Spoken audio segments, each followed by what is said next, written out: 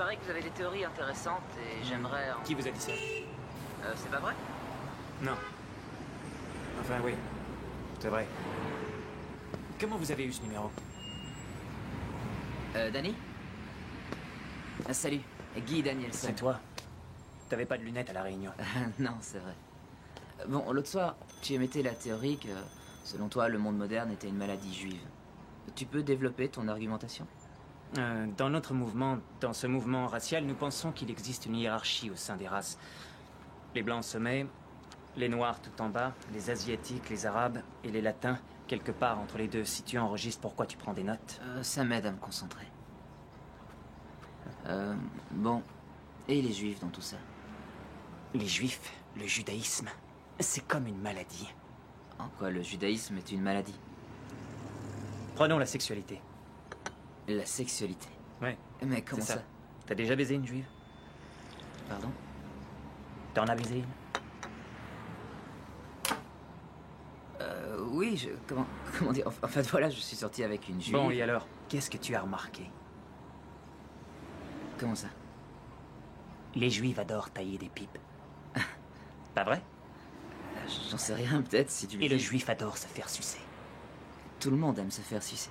Oui, c'est vrai, ça peut être agréable, mais le juif est obsédé par ça. Tu veux savoir pourquoi? Oui, pourquoi?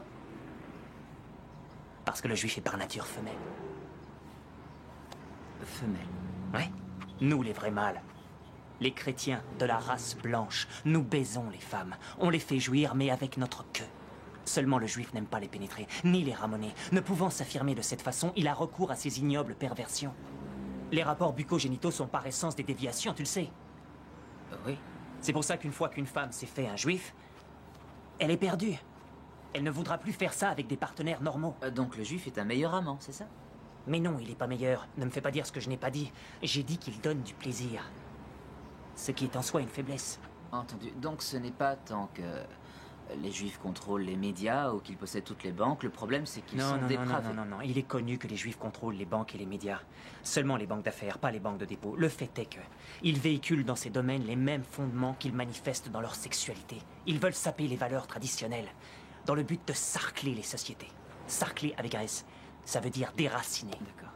Les personnes normales tirent leur génie directement du sol, du soleil, de la mer, de leur terre. C'est de cet ensemble que jaillit leur identité. Mais le juif n'a même pas de terre à lui. Ils ont Israël. Ouais. Ce sont pas des juifs. Comment ça? Bien sûr que si. Israël est un État religieux.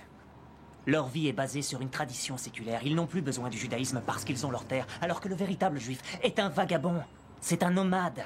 Il n'a ni attache ni racine. C'est pour cette raison que l'universalité est son credo. Il ne sait ni tenir un marteau, ni labourer un champ. Tout ce qu'il sait faire, c'est vendre, acheter, investir des capitaux, manipuler les marchés. Son domaine, c'est l'abstraction.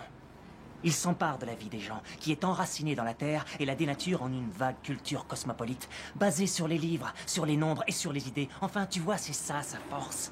Prends les grands penseurs juifs contemporains. Marx, Freud, Einstein, qu'est-ce qu'ils ont légué? Le communisme, la sexualité infantile et la bombe atomique. 3 petits siècles de rien du tout ont suffi à ce peuple pour se propager depuis leur ghetto en Europe et nous déposséder d'un monde d'ordre et de raison. Tout ça pour nous projeter au sein du chaos de la guerre des classes, des pulsions irrationnelles et de la relativité, au sein d'un univers où les concepts mêmes de matière et de réalité sont remis en cause. Pourquoi? Parce que c'est la prédisposition primordiale de l'âme juive de démêler les chevaux même de la vie afin qu'il n'en subsiste qu'un fil. Leur finalité en ce monde, c'est le néant. Ils tendent vers un néant sans fin. La vache. Danny, c'est extraordinaire. T'as un talent exceptionnel d'orateur. Mais juste un détail. Comment peux-tu adhérer à ces thèses en étant juif toi-même? Je te demande pardon. Tu connais le rabbin Stanley Nadelman? C'est le rabbin de la communauté Non, OF pas du tout. Zedek. Non. Qui ça? D'où je connaîtrais ce type? Il affirme que tu as fait ta bar mitzvah là-bas, en mars 1988. Bien sûr, et t'as avalé ça? Et tu prétends être un journaliste professionnel? D'accord, selon toi, il s'agit d'un mensonge? Est-ce que tu trouves que j'ai une tronche de juif? Regarde ce nez! Tu as peut-être fait ta bar mitzvah ailleurs? Est-ce que tu réalises avec qui t'es en train de jouer au con? Non. Tu vas sûrement me dire avec qui? Je ne suis pas... Pas un quoi? Va te faire foutre. Pour quelle raison Needleman irait me mentir? Pour me discréditer, bien sûr. Ça n'a aucun sens. Je sais comment ils sont. Je t'ai déjà expliqué ça en détail. Ils sont capables de dire et de faire tout et n'importe quoi. Ce sont les rois de la rumeur. Tu comptes pas mettre ça dans ton article, au moins? Donne-moi une bonne raison pour ne pas le faire. C'est de la diffamation.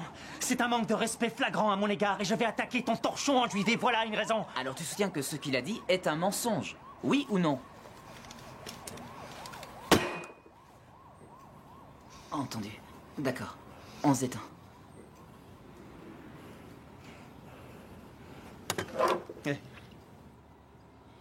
Regarde-moi. Ça y est, tu n'oses même plus me regarder dans les yeux.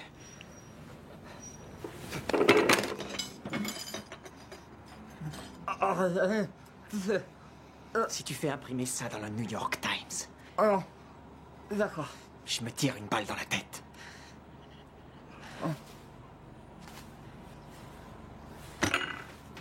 Avi, dis à Rabbi Springer de venir exclure Danny de mon cours. Danny! Daniel Bailins!